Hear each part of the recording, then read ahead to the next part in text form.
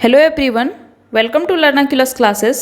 तो चलिए हम लोग डिस्कस करते हैं NCERT क्लास 9th की बुक बी हाइव के यूनिट 1 के poem the road not taken, जिसके पोएट हैं रॉबर्ट फ्रोस्ट के MCQ को। इसे हम लोग 1 बाय 1 करके देखेंगे और समझेंगे। यदि आपने पोएम नहीं पढ़ा है तो इन MCQs के माध्यम से थोड़ी बहुत नॉलेज आपको पोएम की भी मिल जाएगी। तो चलिए इसके साथ स्टार्ट करते हैं। इसका फर्स्ट क्वेश्चन है, who is the poet of this poem, अर्थात इस पोएम के कवि कौन हैं। इसके ऑप्शंस हैं जेम्स, विलियम जेम्स, तीसरा ऑप्शन है विलियम वर्ड्सवर्थ, चौथा ऑप्शन है रॉबर्ट फ्रोस्ट। तो इसका आंसर है Robert frost. Next question, what does the poem speak about, अर्थात यह पोएम किसके बारे में बताता है। इसके ऑप्शंस हैं about the plight of the roads, अर्थात रोड के बारे में, अबाउट द पीपल, पीपल के बारे में, अबाउट टू रोड्स, दो रोड के बारे में, about the choices made by people, अर्थात लोगों के द्वारा पसंद किए गए या बनाए गए चॉइस के बारे में। तो इसका सही आंसर है about the choices made by the people. चौथा आंसर इसका सही है। तो लोगों के द्वारा बनाए गए चॉइसेस के बारे में इस पोएम में हम लोग सीखते हैं। नेक्स्ट क्वेश्चन है, what do the road signify in the poem, अर्थात इस पोएम में रोड आखिर क्या बतलाता है। इनके ऑप्शंस हैं, पहला ऑप्शन है द पाथ और चॉइस दैट वाज लेफ्ट और was not chosen to tread, अर्थात एक ऐसा रास्ता या एक ऐसी पसंद जो कि जिसे न छोड़ा जा सके और न ही उसे उसके चाल के लिए उसे चुना जा सके। दूसरा द पाथवे, अर्थात वो रास्ता ही। तीसरा pathway on the road side, अर्थात रोड के बगल में जो रास्ता होता है वो। तीसरा अ रोड विथ टू टर्न्स, अर्थात एक ऐसा रोड जिसमें दो टर्न हो। तो इसका आंसर नंबर 1 सही है। द पाथ और चॉइस दैट वाज लेफ्ट और was not chosen to tread, अर्थात ये जो रोड है इस पोएम में वो ये सिग्निफाई करता है कि हमारा जो पसंद है, हमारी जो पसंद है या फिर हमारा रास्ता जो है, यदि हम एक बार चुनते हैं उसे तो वो जो है ना ही छोड़ा जा सकता है और ना ही उसे चाल के लिए अपने जो है जिस रास्ते को हम पसंद करते हैं उसे चाल के लिए जो है बदला जा सकता है। Next, which thing decides a person's future according to this poem, अर्थात इस पोएम के अनुसार किसी भी व्यक्ति का जो फ्यूचर होता है, जो भविष्य होता है, वो किस चीज़ पर वह निर्मित होता है या फिर क्या चीज़ उसको डिसाइड करता है। इसके ऑप्शंस हैं the path one chooses to walk, अर्थात एक ऐसा रास्ता यदि कोई चुनता है उसे उस पर चलने के लिए। दूसरा the path one leaves behind, एक ऐसा रास्ता जो उसे छोड़ देता है पीछे ही। तीसरा द रिग्रेट, पछतावा। चौथा द सक्सेस या फिर सफलता। तो इसका जो है आंसर नंबर 1 सही है। The path one chooses to walk, अर्थात हमारा जो है भविष्य किस पर निर्भर रहता है, एक ऐसा रास्ता जो हम लोग चुनते हैं उसी पर हमारा भविष्य निर्माण वो स्थित होता है। नेक्स्ट क्वेश्चन है, what is the message of this poem, अर्थात यह जो पोएम है, यह जो कविता है, हमें क्या संदेश देता है। इनके ऑप्शंस हैं B wise while choosing and taking decision, अर्थात हमें हमेशा बुद्धिमानी से किसी भी डिसीजन को, किसी भी निर्णय पर पहुंचने के लिए हमें हमेशा बुद्धिमानी बरतनी चाहिए। दूसरा टू रोड्स आर कन्फ्यूजिंग, दो रास्ते जो हैं हमेशा वो कन्फ्यूजिंग होते हैं। तीसरा road is nothing but pathway, अर्थात रोड जो है वो कुछ भी नहीं, बस एक रास्ता है या इनमें से सभी। तो इसका आंसर नंबर 1 सही है। B wise while choosing and taking decision, अर्थात किसी भी निर्णय को लेते समय हमें हमेशा बुद्धिमानी से उस निर्णय को चुनना चाहिए या फिर लेना चाहिए। नेक्स्ट क्वेश्चन है, why is the poet asking to be wise while choosing a pathway. फिर यहाँ ये क्वेश्चन कहता है कि क्यों यदि हम किसी रास्ते को चुनते हैं तो पोएट ऐसा क्यों पूछ रहे हैं कि हमेशा हमें बुद्धिमानी से चुनना चाहिए। तो इनके ऑप्शंस हैं because there is no going back option, अर्थात ऐसा इसलिए क्योंकि हमारे पास जो है वो वापस जाने का ऑप्शन नहीं होता। दूसरा because it is the only one road, क्योंकि सिर्फ एक ही रोड होता है। तीसरा because it is one sided road, क्योंकि वह एक साइड का रोड होता है।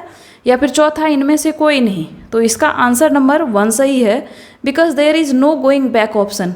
यदि हम अपने लाइफ में कुछ निर्णय ले लेते हैं तो वो कोई कंप्यूटर का बैक बटन नहीं है जो हम उसको दबा करके उसे अपने लाइफ में वापस चले जाएं। हमारी लाइफ में जब हम कोई डिसीजन लेते हैं तो बस हम वापस जाने का कोई भी जो है ऑप्शन नहीं होता। इसलिए इसका आंसर नंबर 1 सही है। Next question, what does diverse mean, अर्थात डाइवर्स यहाँ पे इसका क्या मीनिंग है। पहला, to be separate and taking a different turn, अर्थात बिल्कुल अलग और हट के जो है वो टर्न लेना, मुड़ जाना। दूसरा, टू बी टॉर्न, फाड़ देना। तीसरा, टू ब्रेक, उसे तोड़ देना। या फिर इनमें से सभी। तो डाइवर्स का मीनिंग होता है अलग होना, अलग करना। तो इसका ऑप्शन नंबर, इसके अनुसार यदि देखा जाए तो इसका ऑप्शन नंबर 1 सही है, to be separate and taking a different turn. इसका अर्थ है अलग हो जाना या फिर डिफरेंट, अलग जो है अलग हो करके कहीं टर्न लेना। Next question, why was the poet able to travel one road only. यहाँ पे कहा जा रहा है कि पोएट जो है सिर्फ एक ही रोड पे चलने के लिए, ट्रेवल करने के लिए वो क्यों जो है उनमें एबल है, दूसरा रोड पे वो क्यों नहीं चल सकते। इनके ऑप्शंस हैं, because he had to walk alone, क्योंकि उन्हें अकेला चलना है। दूसरा, because he had no vehicle, क्योंकि उनके पास कोई गाड़ी नहीं है। तीसरा, because he was one person, क्योंकि वह एक ही व्यक्ति हैं। या फिर इनमें से सभी। तो इसका ऑप्शन नंबर 3 सही है, because he was one person, क्योंकि सिर्फ वो एक व्यक्ति हैं और एक व्यक्ति जो है एक बार में 2 रास्ते पर नहीं चल सकते, उन्हें एक ही रास्ते पर चलना होता है।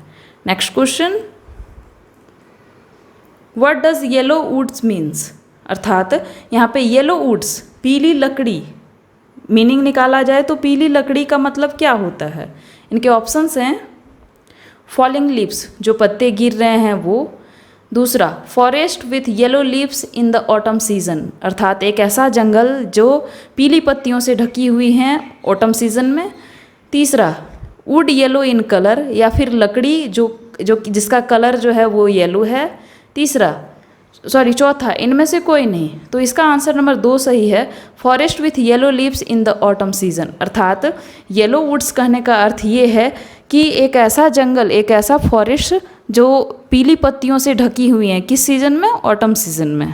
Next question, what do yellow would represent. फिर यहाँ पे क्वेश्चन है कि येलो वुड आखिर क्या यहाँ पे जो है प्रेजेंट करता है, क्या दिखाता है।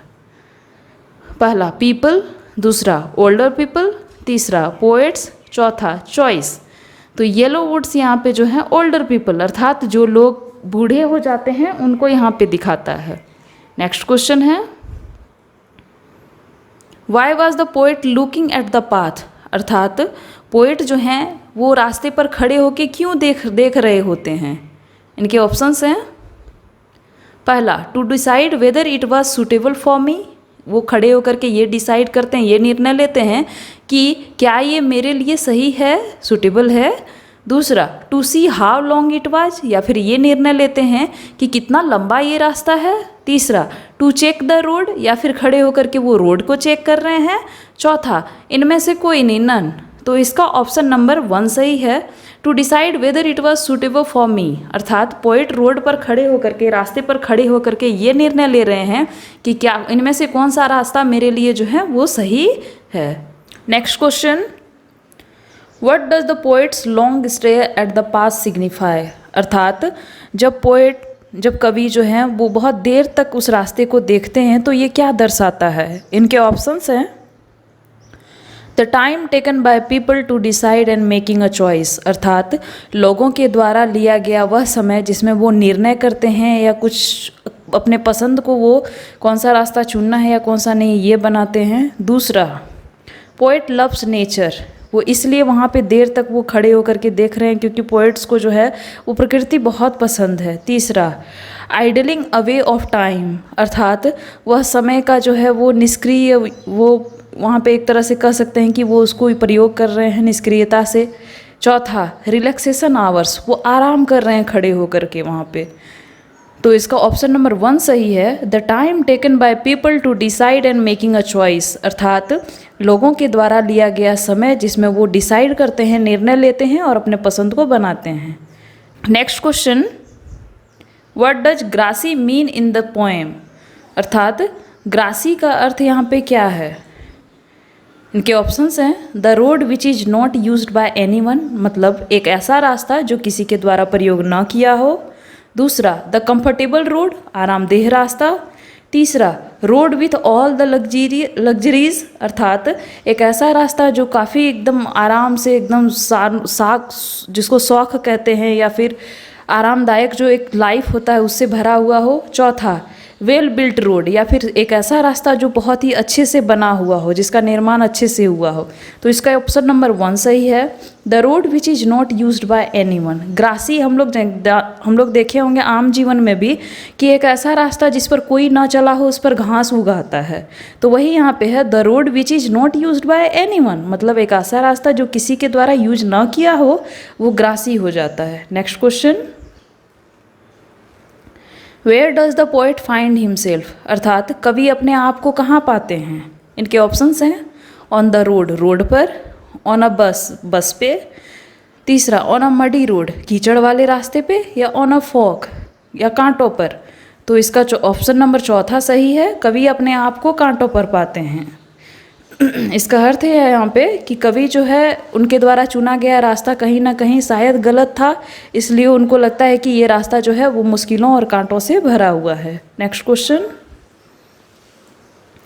What shows that the road has not been used by many people, आखिर क्या चीज़ ऐसा है जो दिखाता है कि रोड जो है किसी के द्वारा जो है वो बहुत लोगों के द्वारा यूज नहीं किया गया है, प्रयोग नहीं किया गया है। इनके ऑप्शंस हैं the green and untrampled grass on it, मतलब हरे और अनट्रैम्पल्ड एक तरह से कहा जाए तो अनट्रैम्पल्ड का अर्थ होता है जिस पर कोई ने ना चला हो, बिना मुड़ी हुई या बिना झुकी हुई घास है। दूसरा द मड ऑन इट, जिस पे कीचड़ हो। तीसरा the broken stones on it, जिस पे जो है पत्थर, टूटे हुए छोटे छोटे पत्थर हों। या फिर चौथा इनमें से सभी। तो इनका आंसर नंबर 1 सही है, the green and untrampled grass on it, अर्थात बहुत लोगों के द्वारा चला हुआ रास्ता हम उसे समझेंगे जिस पे हरे भरे घास और जो मुड़े हुए घास ना हो वहाँ पे। Next question, what does the choice of road signify, अर्थात किसी भी रोड का जो है चॉइस, उसे पसंद करना यहाँ पे क्या दर्शाता है। इनके ऑप्शंस हैं टू मेनी थिंग्स, बहुत सारी चीज़ों को। दूसरा टू पाथ्स, 2 रास्तों को।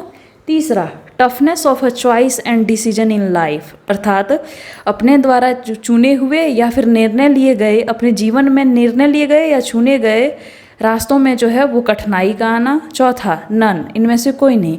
तो इसका ऑप्शन नंबर 3 सही है, toughness of a choice and decision in life, अर्थात अपने लाइफ में जो भी हम डिसीजन लेते हैं, निर्णय लेते हैं या फिर जो भी हम चुनते हैं उसमें वो कठिनाई भरा होना, कठिनाई का आना, यहाँ पे वही रोड चॉइस जो है उसी को दिखाता है। नेक्स्ट क्वेश्चन है why did the poet chooses the second road, अर्थात पोएट ने जो है वो दूसरे रास्ते को क्यों चुना। इनके ऑप्शंस हैं because it was well built, क्योंकि वो बहुत अच्छे से बना हुआ था। दूसरा बिकॉज इट वॉज ब्यूटीफुल, क्योंकि वो बहुत ही सुंदर था। तीसरा because it was not used by many people and was appealing to the poet, अर्थात तीसरा ऑप्शन ये कह रहा है कि क्योंकि यह बहुत सारे लोगों के द्वारा प्रयोग नहीं किया गया था और पोएट को कहीं ना कहीं वही अच्छा लग रहा था। चौथा इनमें से सभी। तो इसका ऑप्शन नंबर 3 सही है, because it was not used by many people, क्योंकि पोएट ने दूसरे रास्ते को इसलिए चुना क्योंकि उस पर घास उगे हुए थे और पोएट को लगा कि शायद इस रास्ते पे कोई नहीं गया हो, इसलिए उसने उस रास्ते को चुना। नेक्स्ट क्वेश्चन है what does the poet decisions of taking less travelled road signify. यहाँ पे वही क्वेश्चन है, कहता है कि पोएट ने यदि डिसीजन लिया, यदि निर्णय लिया कि जिस पे कम लोग गए हैं उसी रास्ते पे मैं जाऊँ, यह क्या दर्शाता है। इनके ऑप्शंस हैं पोएट्स रिस्क टेकिंग हैबिट, उनकी जो है आदत थी रिस्क लेने की। दूसरा arrogance of the poet, poet का घमंड भरा रूप। तीसरा पोएट्स क्यूरियोसिटी, या फिर वो जानना चाहते थे, उनकी क्यूरियोसिटी थी कि आखिर इस रोड में क्या है। चौथा पोएट्स नेग्लिजेंस, या फिर पोएट उस चीज़ को नेग्लेक्ट कर देना चाहते थे। तो इसका ऑप्शन नंबर 1 सही है, पोएट्स रिस्क टेकिंग हैबिट, क्योंकि पोएट जो है वो रिस्क लेना चाहते थे कि यदि इस रास्ते पे कोई नहीं गया है तो मैं जाके देखूं कि आखिर क्या है। Next question, what do the word long I stood mean in the poem, अर्थात लॉन्ग आई स्टूड पोएम में एक जो है लाइन है, एक वर्ड है लॉन्ग आई स्टूड, इसका क्या अर्थ है? इनके ऑप्शंस हैं पोएट्स डायलेमा, अर्थात कवि की दुविधा। दूसरा ऑप्शन है poet was in relaxing mood, क्योंकि कवि जो है एकदम आराम मूड में थे। तीसरा poet was enjoying the nature, क्योंकि कवि जो है वो प्रकृति को इंजॉय कर रहे थे। चौथा पोएट वाज थिंकिंग, क्योंकि कवि जो है वो सोच रहे थे। तो इसका जो है ऑप्शन नंबर 1 सही है, पोएट्स डिलेमा, अर्थात पोएट जो है वो दुविधा में थे। लॉन्ग आई स्टूड मतलब पोएट देर तक खड़े होकर के वहाँ पे देख रहे थे। क्यों देख रहे थे? क्योंकि वो दुविधा में थे कि मुझे किस रोड पर जाना है या किस रोड पे नहीं। Next question, what is the dilemma of the poet, poet की दुविधा क्या थी? इनके ऑप्शंस हैं whether he will be able to come back to the second road और नॉट, कि उनकी यह दुविधा थी कि क्या वह फिर से इस रोड पे सेकेंड रोड से वापस जो हैं वो रिटर्न आ पाएंगे या नहीं। दूसरा weather he will get time for himself, उनकी दुविधा यह थी कि क्या वह खुद के लिए जो है टाइम निकाल पाएंगे। तीसरा weather he will be successful, कि क्या वह जो है सफल हो पाएंगे उस रास्ते पर। चौथा whether he will be able to walk, क्या वह जो है उस रास्ते पर चलने के लिए वो समर्थ हो पाएंगे। तो इसका ऑप्शन नंबर 1 सही है, whether he will be able to come back to the second road और नॉट।